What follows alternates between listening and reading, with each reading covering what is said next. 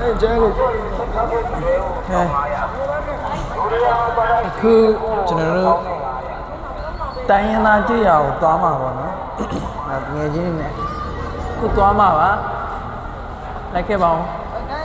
Aku utama. Aku utama apa? Lancar apa? Lancar apa? Lancar apa? Ini lihat.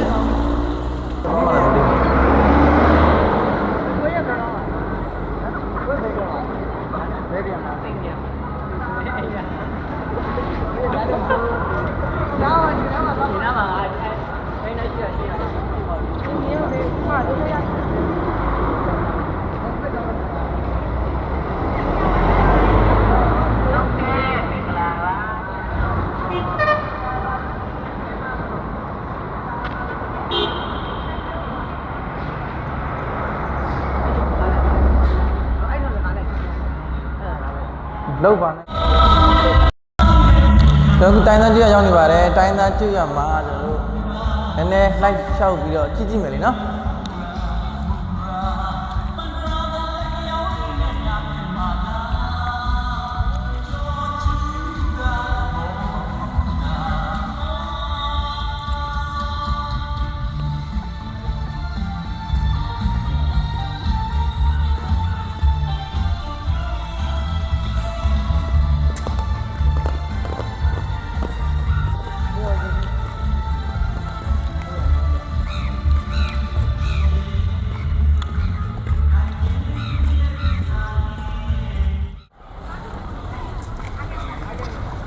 Đó là Myanmar mu bọn nó Myanmar mu này lúc ra đây chốn trại này thằng này chốn trại này lúc ra đây thằng này rồi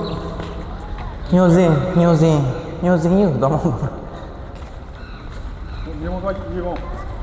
mi bộ cô ghét chứ làm mà cô ghét Ini kalau macam. Ya. Dia mah saya sih deh, mui tong saya sih deh, mitra sagong sih deh. Tu kai lava, tu kai khora ba deh, tu kai tachet shin jap bi ba. Chano ro aku ga twa chin na ga ro di myo tin twa me. Pi lo shin di kayin ain le de twa me. ပြီးဒီဆယ်သွားမယ်ဒီဆယ်ရှိတယ်ရှိတယ်ရှိတယ်ရှိဒီဆယ်ပြီးသွားပါမယ်ပြီးရင်မီးထားဆက်ကောင်ခုနတူးလိုက်မီးထားဆက်ကောင်ရှမ်းမတော်မီးထားဆက်ကောင်ဒီကိုလည်းတောင်းမယ်ပါဒီမှာတိုင်းဒီကနေတော့မီးထားဆက်ကောင်သွားမယ်ပြီးရင်ရှမ်းရင်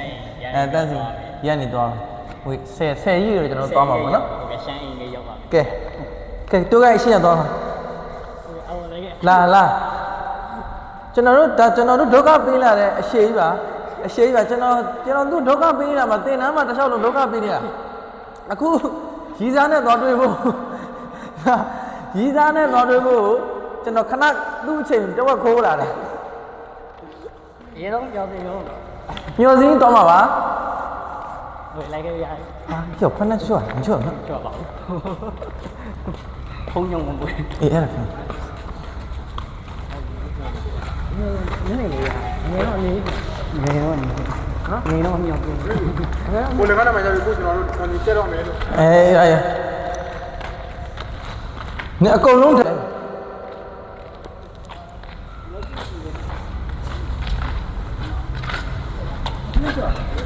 မချွတ်ပါဘူး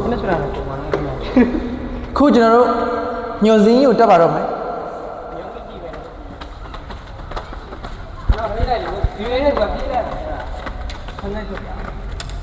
ချွတ်က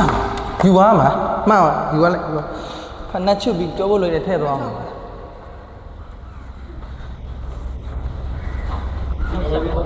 ထဲဝင်မှာချွတ်ကဒီကိုကြီးဟိုဒါကြီးလို့ပတ်သက်ပါမယ်စီဟာကြီးဟမ်စီတာကြီးအထဲဝင်တယ်ဖက်နှက်ချွတ်ရတယ်အဆိုင်ကိုကြီးတာဟာအခုမလုံးနဲ့လေမိန်းကလေးသွားမနာချက်ပါမြန်မာလူစီရမှာလား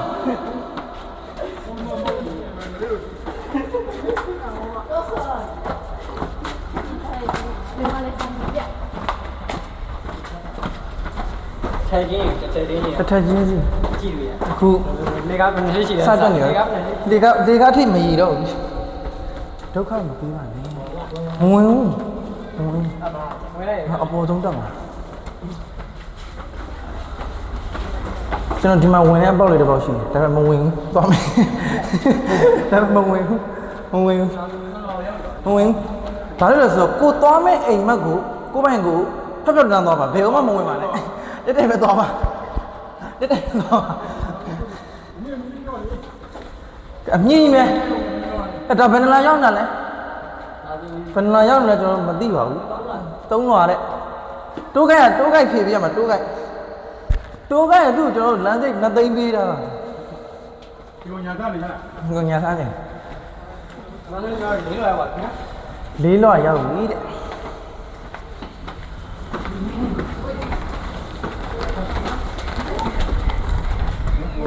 သူ့မှာဒီလိုပဲပေါ့နော်သူ့မှာတန်နေကြတာတဲ့ ဟောမင်းထက်တက်လိုက်တွေ့ရမလားဆက်ပြီးနေတာပါဒီစင်မှာ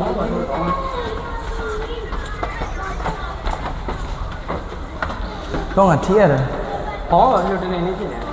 မဟုတ်ဘူးပါလေရောက်သွားပြီ ဟောတော့ ဟဲ့ရောက်ပါပြီရောက်သွားပါပြီဒီဘက်မှာတော့မြို့ကိုမြင်နေရမှာပေါ့နော်တစ်ချက်လောက်ဒီပေါ်ရှောင်းဒါ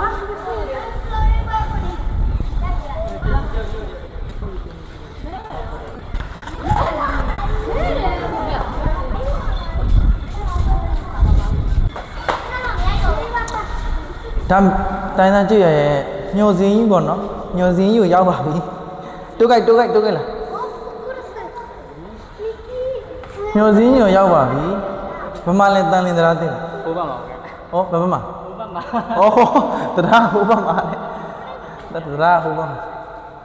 တရားသိမြင်နေရနော်အရှိပြောင်းအောင်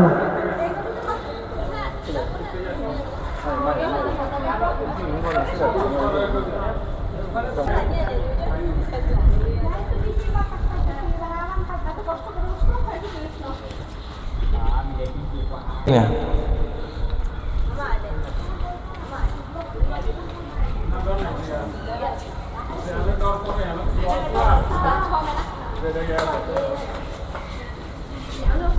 Chị em mà chị chị xem này. Bị đâu rồi? Chị chạy đâu rồi? Cái này mông này là mông là xem nó mù nó dần xem mẹ. ပြည့်ထားစကောင်းရင်တော့ပါမယ် မီးရထားဆက်ကောင်းစီသွားမယ်တဲ့တူကရမီးရဆက်ကောင်းသွားမယ်ဆိုတော့ကျွန်တော်တို့ပြန်ဆင်းပါမယ်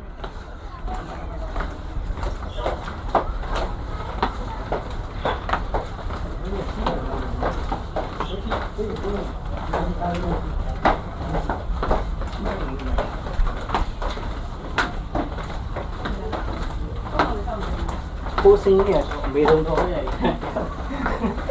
ဟောဆင်းလေးကောင်ဟောဆင်းလေးကောင်မဒ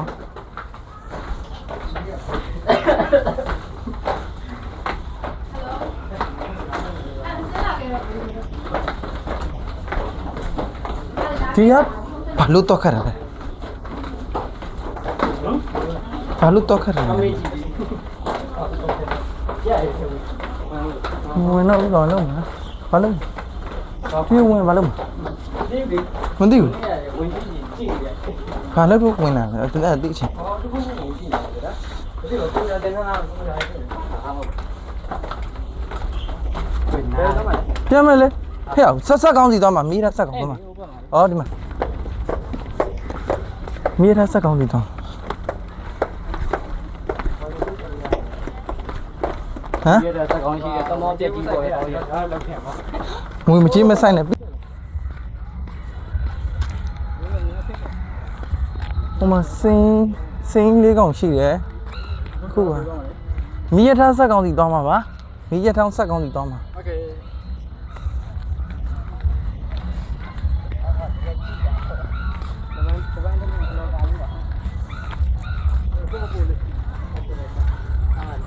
ဟိုအိမ်လေးသွားမယ်ဟိုမှာရခိုင်အိမ်ဝင်မယ် ရမလို့တင်နေအောင်ကောင်းမင်းရတယ်ဟောရခိုင်လာနေဘူး မင်းပြောတော့10ရက်ပါမှာ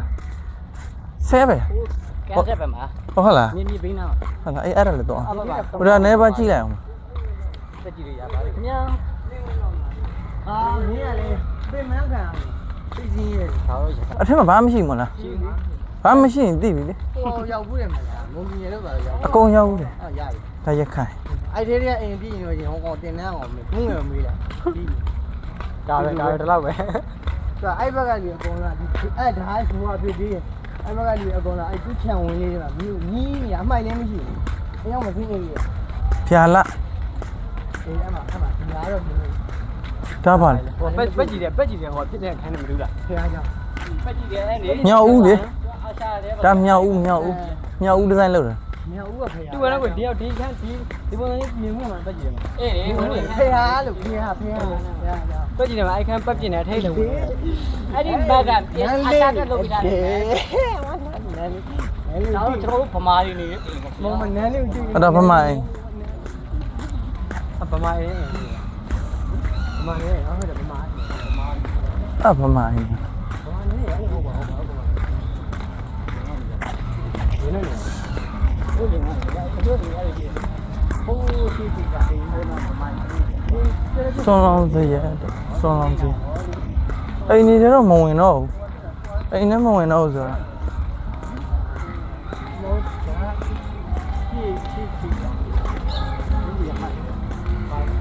不是，我妈快点呀！ သင်္ကန်းသားရေးစုရအောင်တော့ကျွန်တော်ကြည့်နေကြည့် ဟုတ်ပါဆရာမလို့ တဲ့ကီရတီတဲ့ကောင်ရှိ 谁还没来？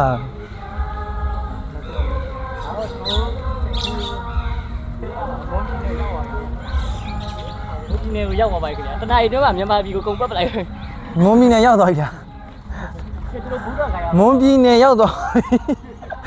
蒙皮呢要到，这个明白吧？ဟိုရက်ခိုင်အိမ်လဲကျွန်တော်တို့ကြော်လိုက်ပါတယ်နေနဲ့အခုဗမာအိမ်လဲကြော်ပြီးခုမွန်ပြည်နယ်ရောက်ပါပြီ။အော်မွန်ပြည်နယ်ရောက်သွားပြီလား ဟုတ်တာတော့မင်းကုန်းခေါင်းလောင်းကြီးပဲရင်တော့ပါ ။အော် တော့မင်းကုန်းခေါင်းလောင်းကြီးကိုတော့ပါမင်းကုန်းခေါင်းလောင်းကြီးကိုတော့ပါမင်းဒီမမှန်ပြောမင်းကုန်းခေါင်းလောင်းကြီးကိုတော့တော့ခောက်ပြန် တူခေါင်းလောင်းကြည့်လိုက်အောင်မ။ Oh my god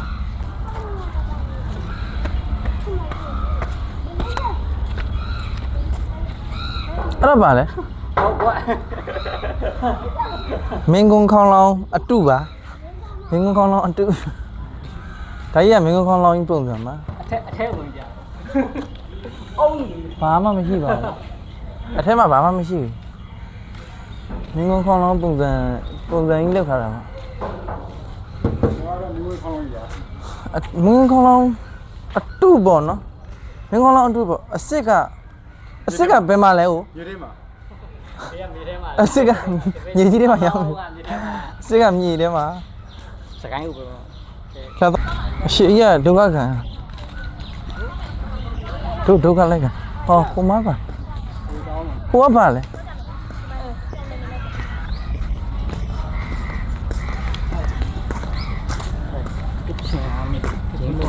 ကချင်ကရအော်ကရ ကရင်လက်မှုတော့ဦးရင် ခရင် ဘာမှလည်းဒီကတော့တော့မယ်ဒီကတော့တော့မယ်သူတရာနဲ့ ဒီကတော့တော့ပဲ ဒီကတော့မလေးဒီကဖြတ်မှာ ခိုးဘက်ကတော့တယ် ဒီကတော့မလားလာလာလာ ဒီဘက်ကတော့မလား ဒါအဲ့တော့ ဘာမလို့ဘာမလို့ရှုံး ခိုးမလမ်း ကိုလို့ ဖြောင်းပြီးတော့ခင်းပြီးတာတော့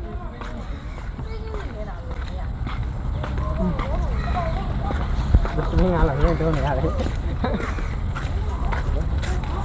ကိုလို့ဒလဆိုင်မရအဲ့လိုမျိုးလေး ဒါပဲလား ဟဲ့အောင်တိုးခိုက်ဒါပဲလမ်းလေ ကိုနောက်ကြည့်ပါဦးမှာကျင်းတော့ဟုတ်ကဲ့တောင်ပေါ်တော့ အော်ရေခဲတောင်ခါရာပူစီတောင်ရောက်ပြီခါရာပူစီတောင်ရောက်ပြီကျွန်တော်တို့ရေခဲတောင်ပဲမှာရှိခါရာပူစီတောင်သွားမှာပါသူဆိုရင်ဟိုမှာတစ်ပင်လေးတွေလဲနေတယ်ဒါတဘာဝဆန်တယ်ဟိုလေးတစ်ချက်ပြလိုက်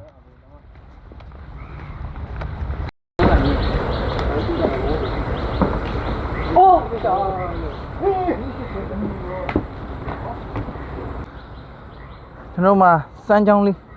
ချောင်းလေးတိုင်းစီးဆင်းလာတာတရားလေးဖက်တယ်ပေါ့နော် ဒီတမောကြီးပေါ်သွားမယ်တမောကြီးပြတ်ပေါ် ဟောသမောလည်းရှိသေးတယ်ဟမ် လမူတော့တရားပေါ်တော့ရပါအောင်ပါ အခုဘယ်သွားမှာ လမူပေါ်သွားကြတယ်ဟိုမှာကြီးတမောက အခုဘယ်သွားမှာ တမောပေါ်သွားမှာ သမောပေါ်သွားမှာပါသမော ကျွန်တော်လမူတော့ဥယျာဉ်ကတမော လမှုတော့ဦးရင်သမောပေါ် ပြီးအမှခေါင်းကျွန်တော်ရင်းနေစလုံးလို့ပါလို့အဲ့လာရောက် ဩစလုံးလိုမျိုးတွေ အဲ့ဒီလိုတော့ကြည့်လို့ရတယ်အမှတော့လိရရစလုံးတော့ဘယ်လိုဖြစ်လဲ စမ်းလို့ရှိရင်မနှဲကျဲတာနော် ကျေးကြီးပဲတော့ဖက်တဲ့ခါကြီးရှောင်းလေးဘယ်လို ဟုတ်လမှုတော့တော့လာဖို့တော့လာပြီ အဲ့လမှုတော့လား လမူကိုလမူကို ဟောအဲ့လမှုလား မလမူပဲ ဟေးပြောမယ် ဖက်တဲ့ခါပေါ့ဗျာ လမှုတော်ရောက်ပါပြီလမှုတော်တစ်ချက်ကျွန်တော်တို့ဝင်ပြီးတော့လေ့လာကြည့်ပါမယ်နော်လမှုတော်ပါဒီမှာတော့ तू ကတရားလေးတွေထိုးထားပေးတယ်ဒါတရားလေးတွေထိုးထားပေးနေအဲ့လိုက်ပတ်ပိတ်ရောကြည့်မှာပေါ့နော်ဒါကတော့ remove ပင်ပေါ့ဒါကြီးက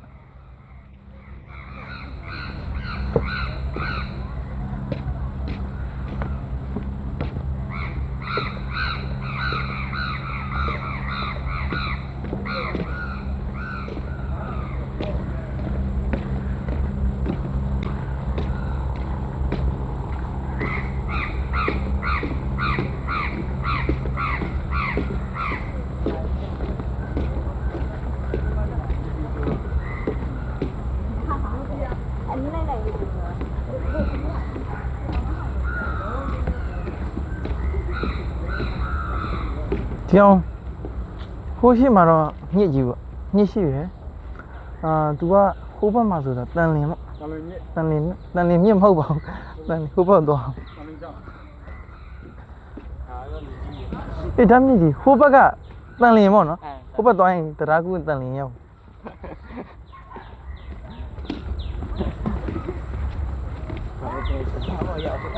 တရားမှလည်းတော်တော်အဆင်ပြေတယ်နော်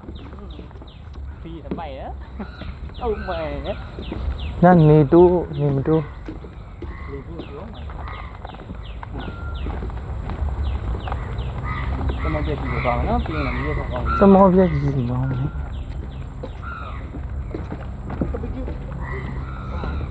ကပကြီးအမကပကြီးတွဲကားရကျိုး လေပိုက်တယ်သမောကြီးကြီးစီသွားမှာပါသမောကြီးသွားမှာပါသမော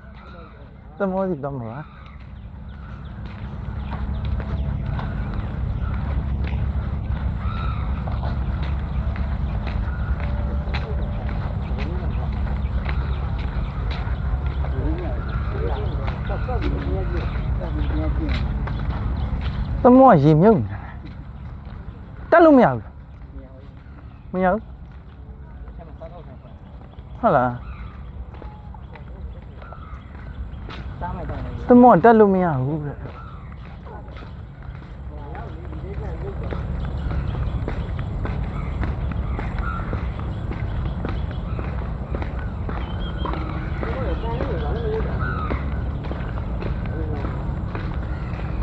သူ့ဘေးနားရေတွေမဝင်စေနဲ့လို့ ကန်လုပ်ပြီးတော့ရေးတဲ့ရလာလာပြက်တိုက်တန်းနဲ့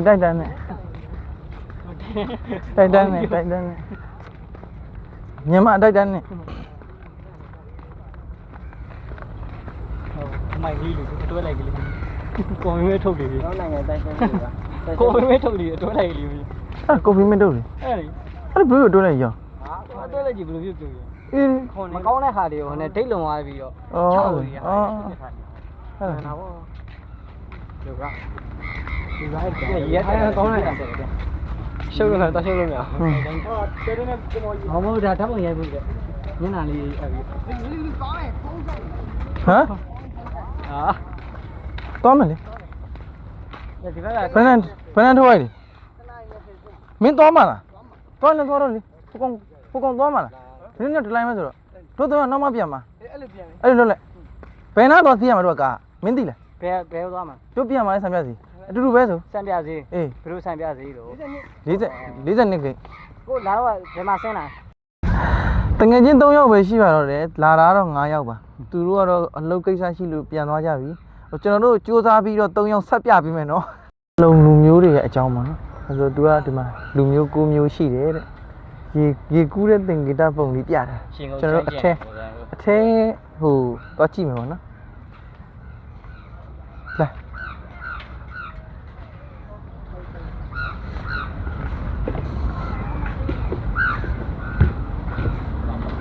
ဟုတ်ပြီပြင်ကြောင်းဘယ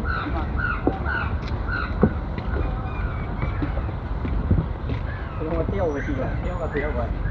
ခွေးလေးလည်းပါနော် ကြားလေဟိုငါတော့ရှာရုံစလုံးလူမျိုးတွေကသူကတန်ငါနေနဲ့ပဲအတက်မူးပဲတောင်းပြရဆိုတော့ ဩ သူတန်ငါနေလှေးတွေခွေးလေးပုံစံနေ စလုံးလူမျိုးတွေပေါ့ ပြောတယ်ဆိုတော့ပြောတဲ့လူမျိုးတွေပဲကံကြီးဒေတာတွေပဲ မခွေးခွေးနော် အလုပ်ကိုပဲ ဟိုမှာတန်ငါအလုပ်လုပ်တဲ့လူဆိုတဲ့အချာ ကလေးတွေရောက်ပါထဲပြုံးနေပြီကြာသွားတော့ပြတ်ကုန်တော့ဒါဖိုးရင်တော့သူတို့ ကြာ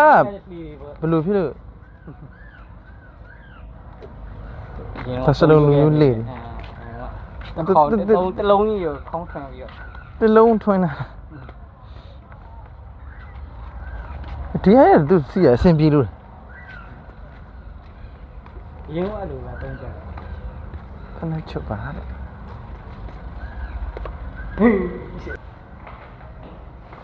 ဒီမှာအပုံလေး ဩ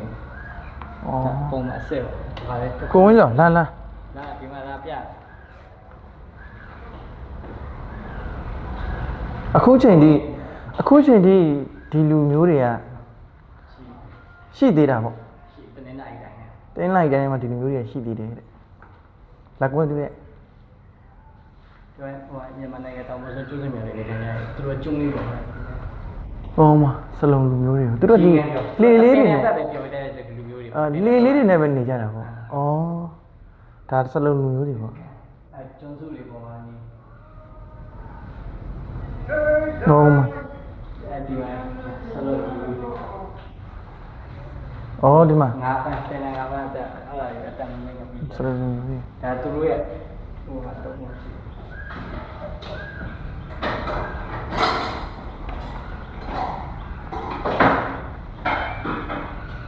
မိန်းမကတမန်ခက်တယ်လင်းကငါထိုးတယ်တော့ဒီမှာသူတို့ရဲ့အမွေနည်းပြည့်စည်တယ် တုံးတုံး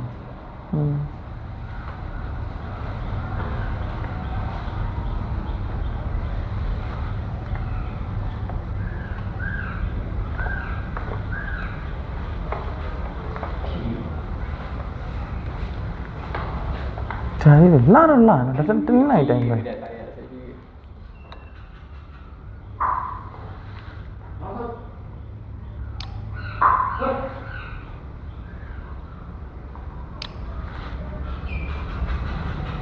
စလုံး ချီလိုက်ရ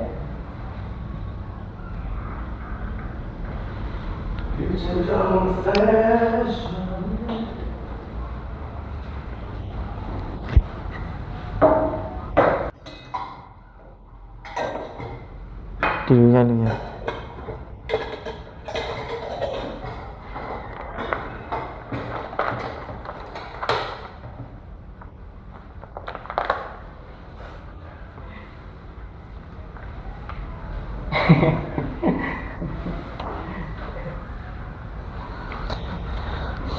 ဒါစလုံးလူမျိုးတွေရဲ့ပင်လေကျက်စားတဲ့ပုံစံပေါ့နော်ဒါသူတို့ဒါအသေးစိတ်ခြေခံပြီးတော့ပြန်ပြီးတော့ဒါပပူးထုထားတာပေါ့နော်ဒါလေးတွေကဆက်လီမိန်ဆက်လီရနေပြီးတော့လေလေးတွေပြန်ခွဲပြီးကျိုးနဲ့ပြန်ဆွဲတာအဲလိုဒီလူကငါလူအစ်စ်မှတ်နေတာ ဒီအရင်ကြီးတော့ကန်ဟမ်ဒီအရုပ်ကိုတော့ကန် အဲ့ဒါအယုံမှုတော့ရအစ်စ်ဖြစ်သွားတောင်ကွဲစီစီလေးရောက်နေပြီတော့နော်ဆိုတော့အစုံရှိတယ်ကိုမရောက်ဘူးတဲ့နေရာတွေအကုန်လုံးဒီလိုပဲလာလိုက်တော့ဒီလိုတောင်ကွဲစီလေးပါ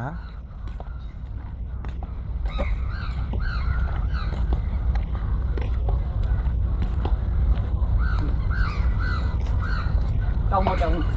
ဖဲတောင်းဒီတောင်းပါ ဟိုအရေးအမလေးတောင်းမတောင်းတက်ပါ တုတ်လေးတွေပေါ့နော်တောင်ဝဲစီတွေပုံမှန်တိုင်း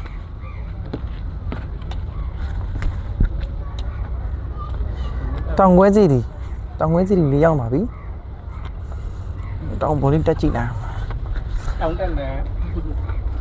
ဒါတကယ်ပေါ့နော်အမတောင်တက်တဲ့အစီအလေး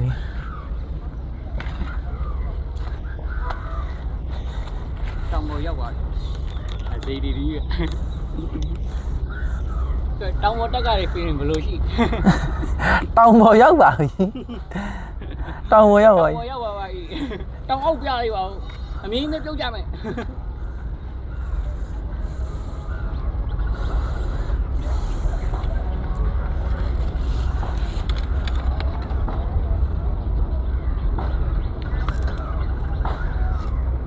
ရပြီခဏ stop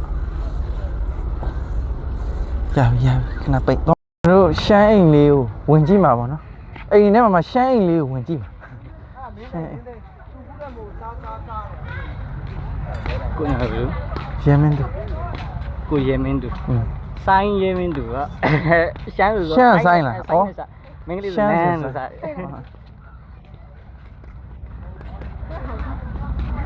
ကိုဆိုင်းရဲမင်းသူ ဆိုင်ရဲမင်းတို့ဆိုင်ရဲမင်းတို့ ဆိုင်းရဲမင်း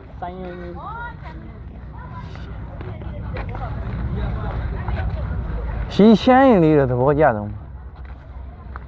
သူစောက်လာတာလေး ရှမ်းအိမ်လေးလည်းလှတော့ရှမ်းမလေးတွေလည်းလှပါတော့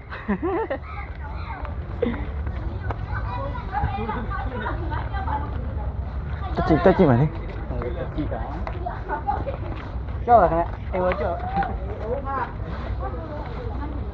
ကိုဆိုင်ရဲမင်းသူရဲ့ရော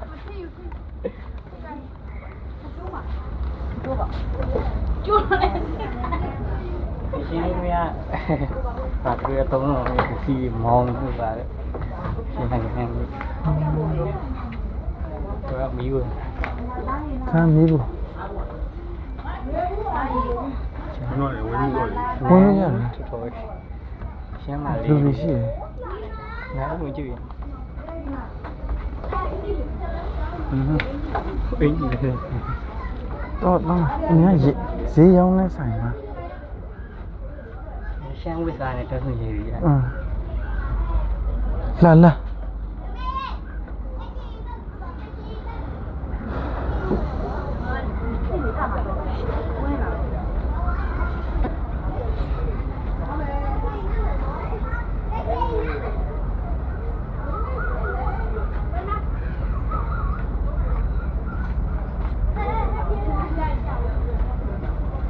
တပွင့်ရပြအောင်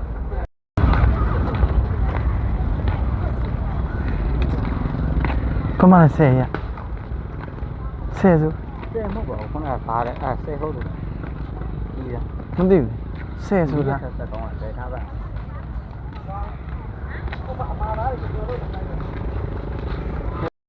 အခုကျွန်တော်တို့ဒါကြောင်မီးသွေးယထာပေါ့နော်ကြောင်မီးသွေးယထာဘယ်လိုမောင်းရလဲဆိုတာတော့ကျွန်တော်မသိဘူးဒီကောင်သိတယ်ဒီကောင်ပြောပြလိမ့်မယ်တစ်ချက် ကြောင်မီသွေးတုံးပြီးတော့မောင်းရရထားတော့ဒါအရှိကတော့ဆက်ဘီကိုတိုင်တော့အဲ ဩ ဒါရတာခေါင်းကြီးပဲ ဒါမြန်မာနိုင်ငံမှာဒါနောက်ဆုံးမျိုးစိတ်ပေါ့နောက်ဆုံးမျိုးစိတ်ဂျပန်ကလား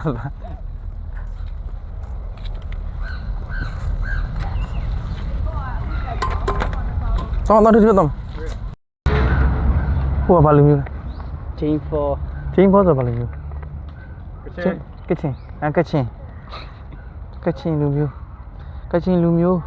ကချင်လူမျိုးတွေကမှတွေ့တယ် အဲ့တော့ ဒါပေမဲ့ဒီလောက်မဲတဲ့ကချင်တွေလည်းတစ်ခါမတွေ့ဘူး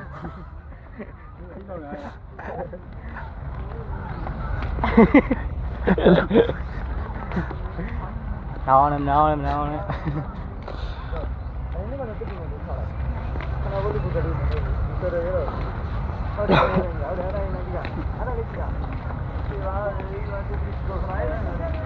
Yo, ngắt lòng tôi chim này.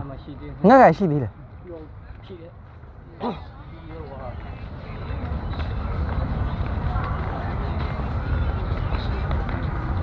Hello. မှာဖွင့်လိုက်က ချင်း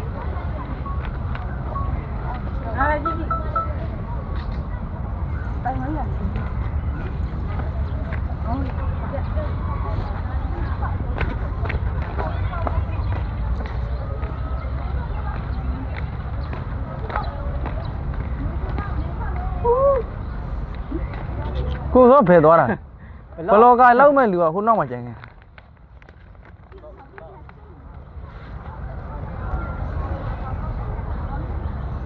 ငတ်လောင်အိမ်ပါ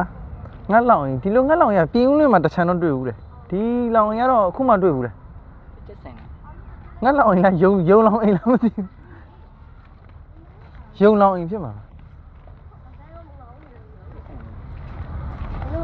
အဲ့သူတို့ဘာစားတာလဲဘာကျွေးတာယုံလေး ဂျုံကြီးနဲ့ဒီက ယုံလေး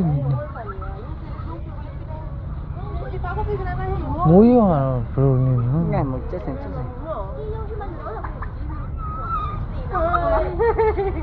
စာကြည့်ရမှာတင်တယ်တနည်းစံနဲ့တနာဟုတ်ကောင်နော် ဘိုးကကားလမ်းမှာပြီးရင်ကားလမ်းမှာပြေးရောက်လာတွေ့ ဘာဝင်ရမှာလဲအခါမဝင်ရဘူး ဟိုနေ့နေရေကူးကန်လေ မသွားဘူးရေခဲတောင်တက်မှာပါရေခဲတောင်ရောက်ပြီရေခဲတောင်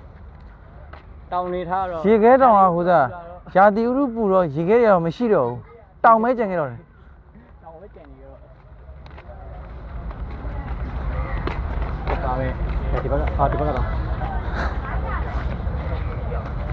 ကျူကြမယ်မကြည့်ပဲ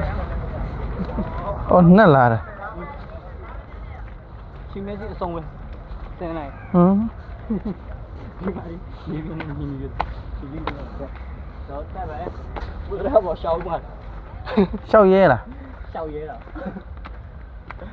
ခိုင်ပါလေအောက်ကတန်းလိုက်တက်ခိုင်နေ တန်နဲ့လောက်ထားတာပါခိုင်ပါလေ ခိုင်နေပြီ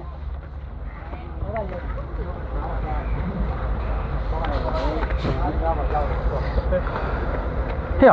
ကိုယ်တော့မိုးလေးလာပါလား တော့တောင်းဝတ်နေပါ လေလေးတော့တိုးပါတယ် တောင်းဝတ်တော့တက်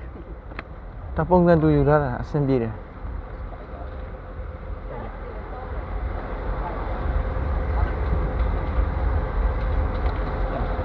မင်းတောင်ကြီးကငါ့ချီပေါ်ရောက်နေတောင်ကြီးလားမကြီးလား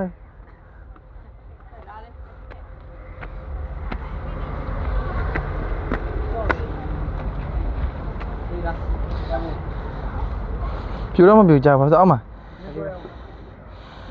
ကျိုးတရားပေါ်ရောက်နေပါတယ်ကျိုးတရားပေါ် ကုန်းတာ ကျိုးတရားပေါ်ရောက်နေတယ်ဒါပေမဲ့ဒီတရားဘယ်တော့မှမကျိုးကြဘာဖြစ်လဲဆိုတော့တန်ကျိုးတွေပါလို့ အော်တန်ကျူးလိုက် ကတော့ ကျူးတော့မကျူးပါ ဘယ်ကျိုးမှလဲတန်ချောင်းကြီးနေကျိုးစရာအကြောင်းမရှိဘူး လာခဲ့တော့ဝဲတောင်းတော့တော့ရရမလား